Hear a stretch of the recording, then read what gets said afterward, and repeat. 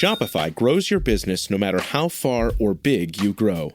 Shopify is the global commerce platform that helps you sell at every stage of your business. Whether you're selling your fans' next favorite shirt or an exclusive piece of podcast merch, Shopify helps you sell everywhere. Shopify powers 10% of all e-commerce in the U.S. Allbirds, Rothy's, Brooklinen, and millions of other entrepreneurs of every size across 175 countries. Plus, Shopify's award-winning help is there to support your success every step of the way. Because businesses that grow, grow with Shopify. Sign up for a $1 per month trial period at shopify.com/income, all lowercase. Go to shopify.com/income now to grow your business, no matter what stage you're in.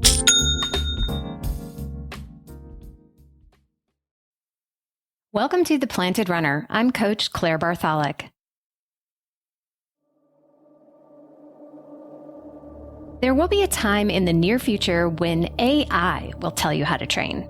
Data collected today from your movements, your heartbeat, your sweat, and your sleep patterns will be sent from your watch or other wearable, and the machines will tell you if you should run or rest tomorrow. The stress you're having at work or the fight you just had with your spouse will carry as much weight with your monitor as your hard track workout or your long run. After all, the body responds to all stress the same way, and your telltale heart speaks the loudest. Your heart rate, or the beats per minute at rest and during exercise, can be a key data point in the overall picture of your fitness. But it's the spaces between those beats, the silences, that speak volumes. Heart rate variability is the change in the gaps between each beat of your heart. HRV has been used in research since the 1960s and was likely discovered as early as the mid-19th century. We've learned that the changes in the length of space between heartbeats is a harbinger of changes in your physical and mental health. And we're now at a point where this very old metric will inform the training of the future. But I'll show you how you can use it today.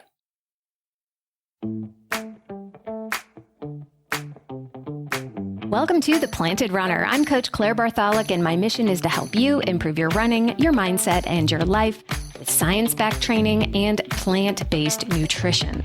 On today's show, we are going to explore how you measure and use heart rate variability to get the most out of your training and recovery. You'll learn what HRV is measuring and why, how and when to accurately track your HRV, and how to interpret the data, because it's not as simple as some might think.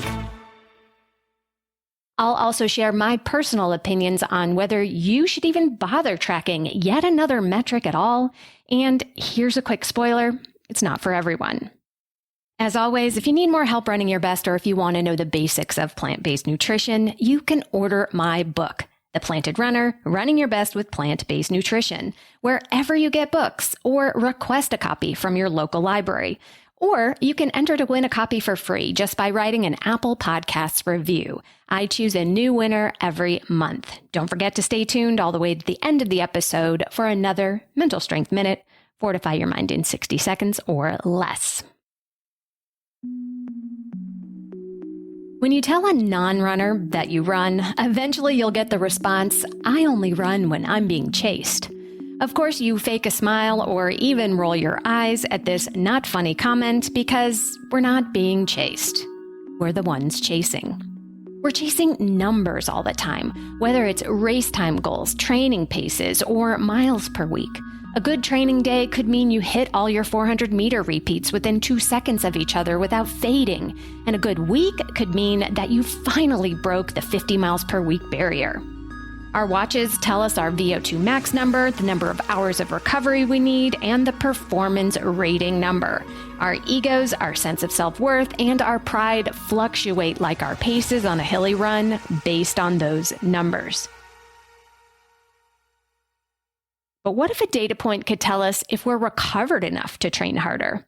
What if the spaces between your heartbeats could tell you if you needed to run easy today instead? That's the idea of HRV. HRV is a measure of the time gap between heartbeats, and it's usually assessed while resting or even sleeping. The heart accelerates during inhalation and slows down during exhalation, and the difference is known as HRV. Research has linked a high HRV, which is a more irregular time gap between the heartbeats, to positive adaptation and fitness, while a more regular or low HRV is linked to fatigue, overreaching, and overtraining. Let me say that again. High HRV is good, low HRV is bad. Sort of. Let's see what the science says.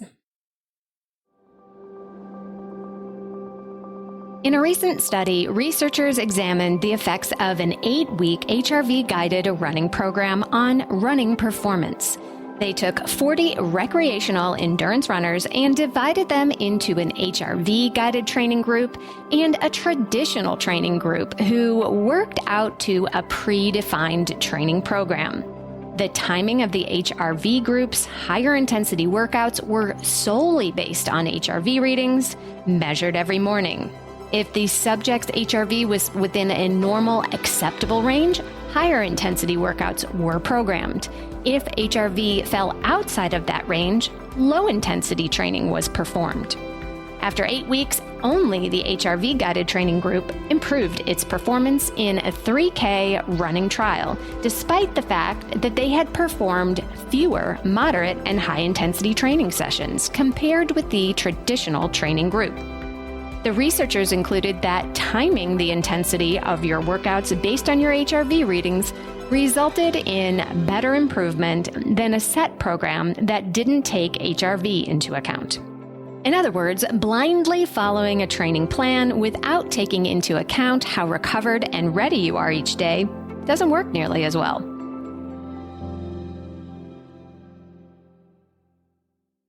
Maybe having AI write your training plan every day based on your HRV readings is starting to sound better and better.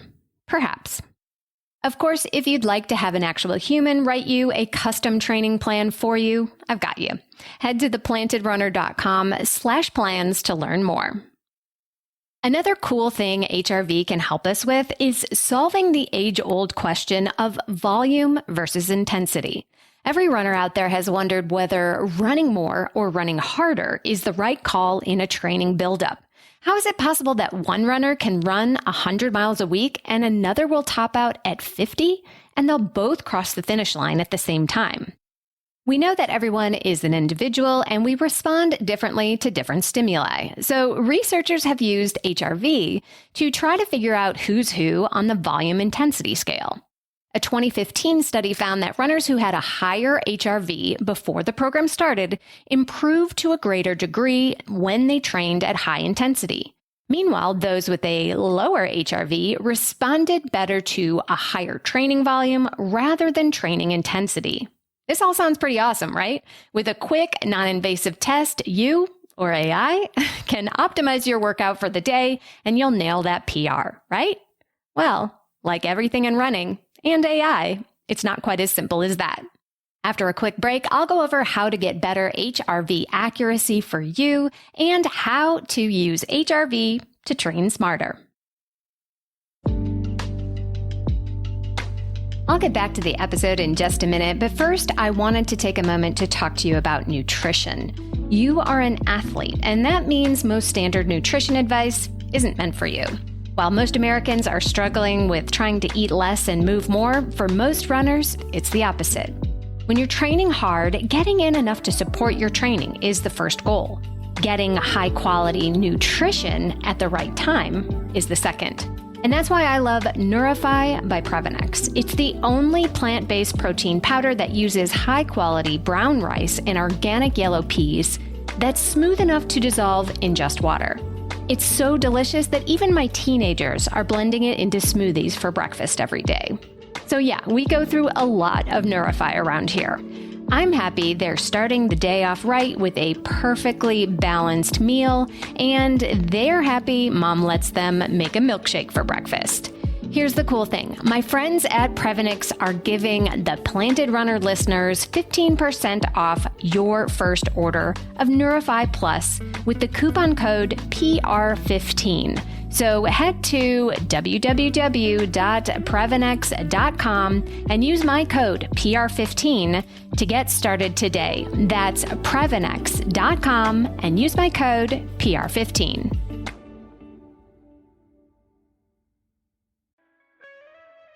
Hear Her Sports is a podcast for everyone who loves stories by and about women striving to improve and make a difference in their lives. I am your host, Elizabeth Emery, a former professional cyclist. In every episode, I introduce a female athlete or woman in the business of sport through a thoughtful conversation about who they are and the terrific work they're doing. My guests and I explore the glorious and frustrating issues in sports, history, equity, training, nutrition, and so much more. Join us for inspiration, for community, and for love of being a strong, athletic woman. Women's Running Stories, where we explore the intersection between running and life. Because every woman who is committed to a running journey has a story to tell, and this is where you'll find those stories. I am host and producer Cherie Louise Turner. I'm a 53-year-old runner, and together with original music by musician and runner Cormac O'Regan, we bring these inspirational stories to life. Please join us to fuel your adventures. Welcome back to The Planted Runner. I'm Coach Claire Bartholic. The first thing to consider with heart rate variability is accuracy.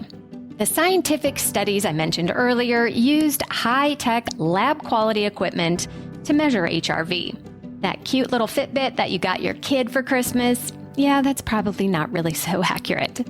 The problem with wrist-based monitors is that they can be affected by too much movement of the arm, and the sensors have been built to fit into the watch design rather than specifically for measuring HRV. The hardware that's most accurate and that's available to the public is a high-quality chest strap. To make sure your HRV data can be accurately compared over time, it's crucial to create consistent test conditions that are repeatable. That means, as much as possible, taking readings in the same environment, same time of day, same body position, same activity level. The easiest way to do that is to test first thing in the morning, perhaps even before getting out of bed. And you don't just want to test on important days like workout days, because adaptations are happening all the time. It's far better to be consistent so you can spot trends and not get overly concerned by a random off reading. But of course, your watch or your wearable can track you all the time, so you can spot those trends. You'll see the numbers go up and down based on your training and recovery. Remember, high is good and low is bad, right?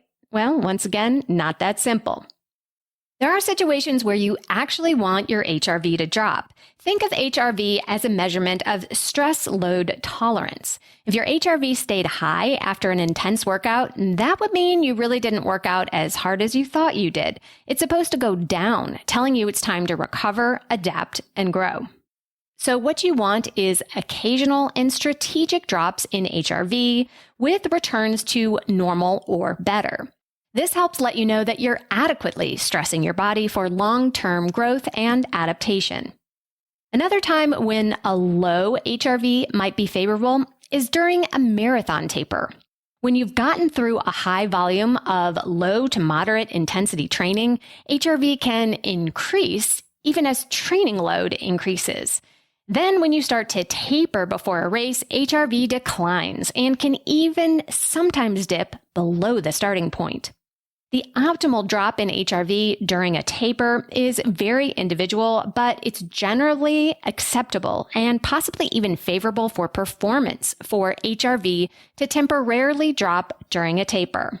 You've got to be in a recovery state in order to build. And of course, just as a low HRV is not always bad, a high HRV is not always good.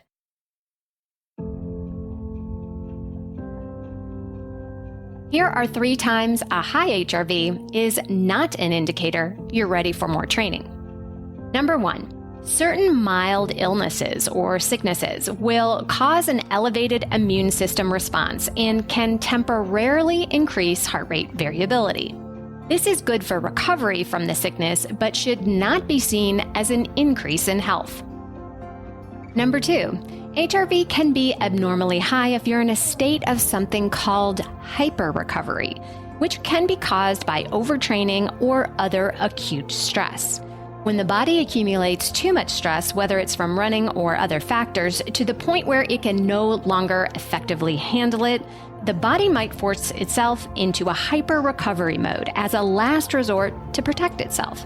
This state is not ideal for long-term health or performance.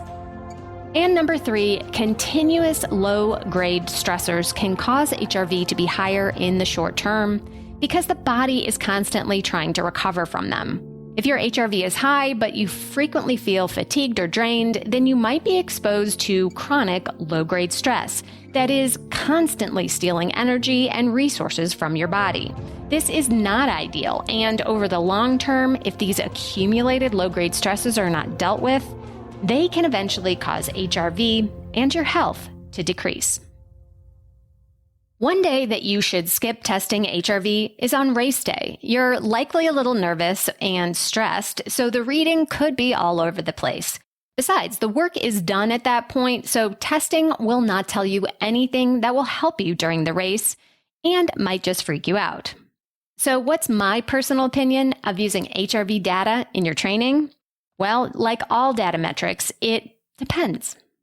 If you love data, using HRV can help you make smart training decisions by encouraging you to rest when you need it and to work harder when you're ready if you really don't trust yourself to make those decisions on your own. But for other runners, measuring HRV just gives them another number to obsess about, and tracking it can actually cause HRV to decline. If you're a person who gets triggered by the numbers on the scale or deflated by the times on the watch, tracking HRV is probably something you can just let go. Or you can just let it all go and let AI take care of all your training decisions for you. After all, this entire podcast was created with AI, and this isn't even the real Coach Claire talking. It's AI. I'm just kidding. It's really me. Or is it?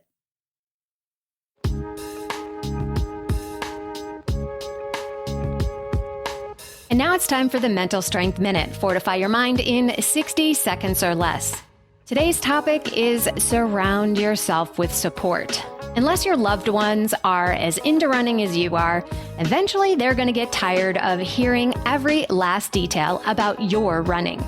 So surround yourself with people who won't. No, I'm not saying get rid of your family, but get involved in person or online with runners just like you. Nothing feeds a healthy habit more than being around those who practice it well and often. So to become a better runner, talk and run with other runners. Runners won't get sick of hearing about your workout splits, your running shoes, and what you ate for breakfast the day you got that big PR. Running can seem like a solitary sport, but with just a little effort, you can find a supportive community that can make all the difference. Of course, if you'd like to join my community, the PR team, we'd love to have you. Check out the details at theplantedrunner.com/group. It's the sweet spot between DIY training and one-on-one coaching with an exclusive private podcast, and it's a lot of fun. Again, that's theplantedrunner.com/group.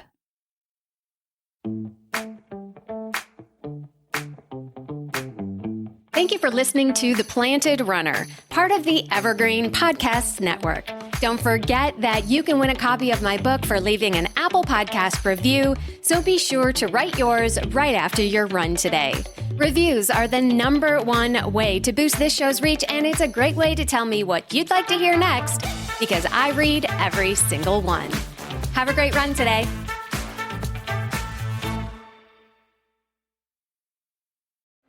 Sports stars. They're like superheroes. But they're actually real. which is why we've made a podcast about them. You see, they've all got a story. But too many of these stories were cut short. Kobe Bryant, Payne Stewart, Flojo, Phil Hughes, Justin Fashanu. We're writing episodes about all of them. And sadly, many more. Death of a Sports Star, a new series from Crowd Network.